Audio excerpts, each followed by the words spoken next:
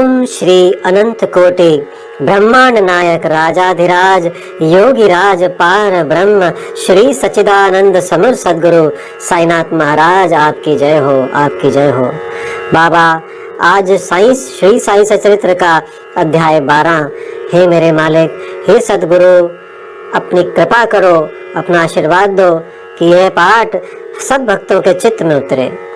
आइए अब हम अध्ययन करेंगे अध्याय 12। इसमें पहला है काका महाजनी और दूसरा धुमाल वकील, तीसरा श्रीमती निमोड़कर, चौथा नासिक के मूल्य शास्त्री, पांचवा एक डॉक्टर के द्वारा बाबा की लीलाओं का अनुभव। इस अध्याय में बाबा किस प्रकार भक्तों से भेंट करते और कैसा बर्ताव करते थे, इसका वर्णन किया गया है। आइए पढ़ते हैं संतों का कार्य।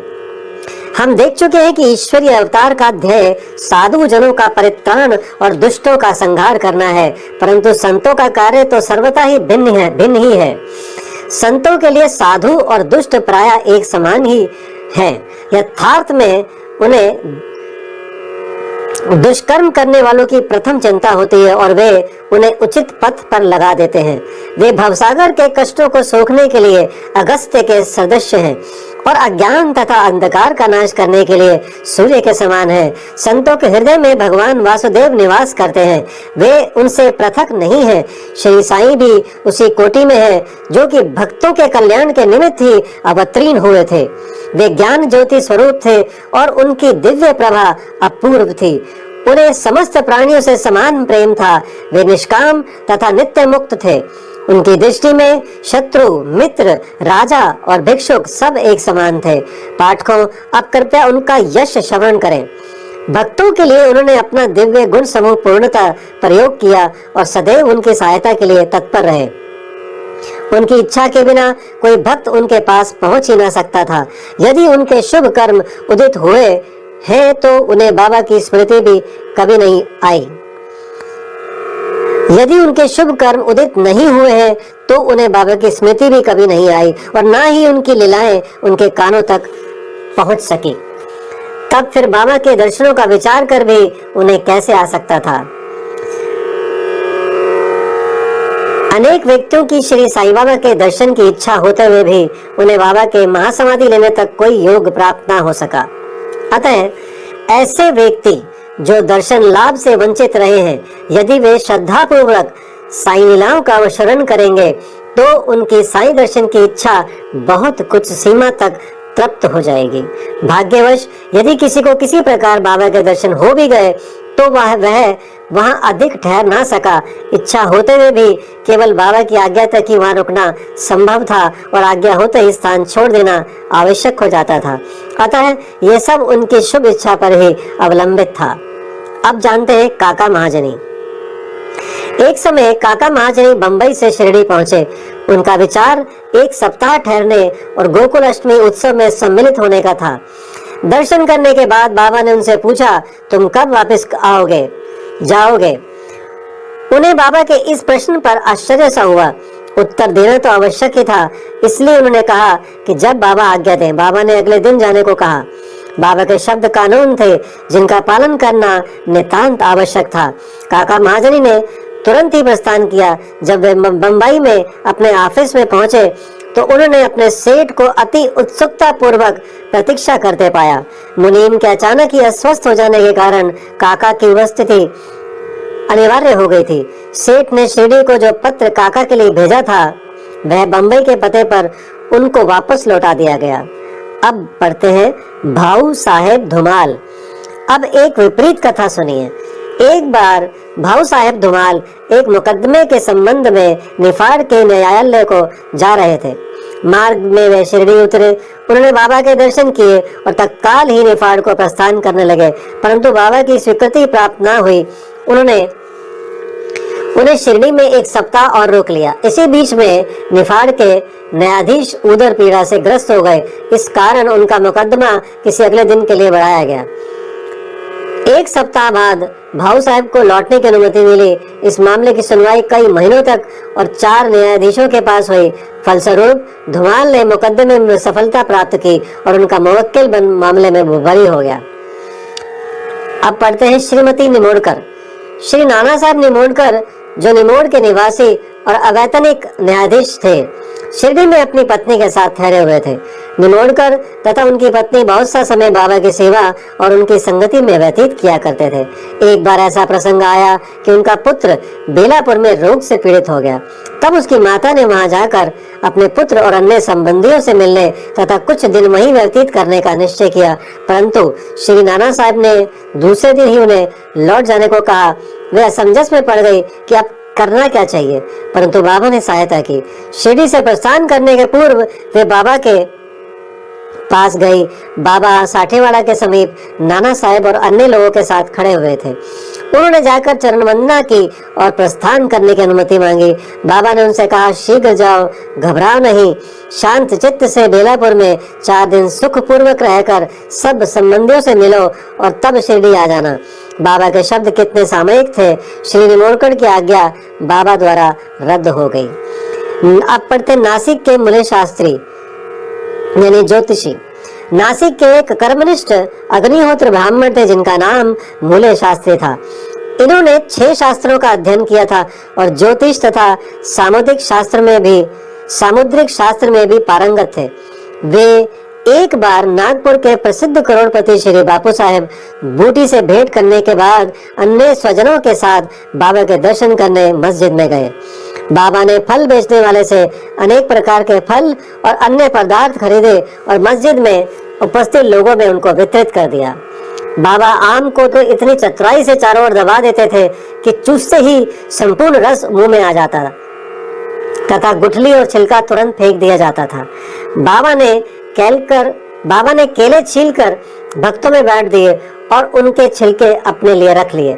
हस्तरेखा विशारद होने के नाते मूले शास्त्री ने बाबा के हाथ का परीक्षण करने की प्रार्थना की, परंतु बाबा ने उनकी प्रार्थना पर कोई ध्यान न देकर उन्हें 4 केले दिए। इसके बाद सब लोग वाड़े को लौट आए। अब मूले शास्त्री ने स्नान किया और पवित्र वस्त्र धारण कर अग्निहोत्र आदि में जुट गए। बाबा भी अपने नियम अनुसार लैंडी को रवाना हो गए। जाते जाते उन्होंने कहा कि कुछ गैरू लाना, आज भगवा वस्त्र रंगेंगे। बाबा के शब्दों का अभिप्राय किसी की समझ में न आया। कुछ समय के बाद बाबा लौटे। अब मध्याह्न बेला की आरती की तैयारियां प्रारंभ हो गई थी। बापू साहब जोग ने मूले से आरती में साथ करने के लिए पूछा। उन्होंने उत्तर दिया कि वे संध्या समय बाबा के दर्शन को जाएंगे। तब जोग अकेले ही चले गए। बाबा के आसन ग्रहण करते ही भक्त लोगों ने उनकी पूजा की। अब आरती प्रारंभ हो गई। बाबा ने कहा, उस नए ब्राह्मण से कुछ दक्षिणा लाओ। बूटी स्वयं दक्षिणा लेने को गए और उन्होंने बाबा का संदेश मूले शास्त्री को सुनाया। वे बुरी तरह घबरा गए। वे सोचने लगे कि मैं तो एक अग्निहोत्र ब्राह्मण हूँ, फिर मुझे दक्षिणा देना क्या उचित है। माना कि बाबा महान संत हैं, परंतु मैं उनका शिष्य नहीं हूँ। फिर भी उन्होंने सोचा कि जब बाबा सरीखे महान संत दक्षिणा मांग रहे हैं और बूटी सरीखे करोड़पति लेने को आए हैं, तो वे अवहेलना कैसे कर सकते हैं। इसलिए वे अपने कृत्य को अधूरा ही छोड़कर तुरंत बूटी के साथ मस्जिद को गए। वे अपने को शुद्ध और पवित्र तथा मस्जिद को अपवित्र जानकर कुछ अंतर से खड़े हो गए और दूर से ही हाथ जोड़कर उन्होंने बाबा के ऊपर पुष्प फेंके।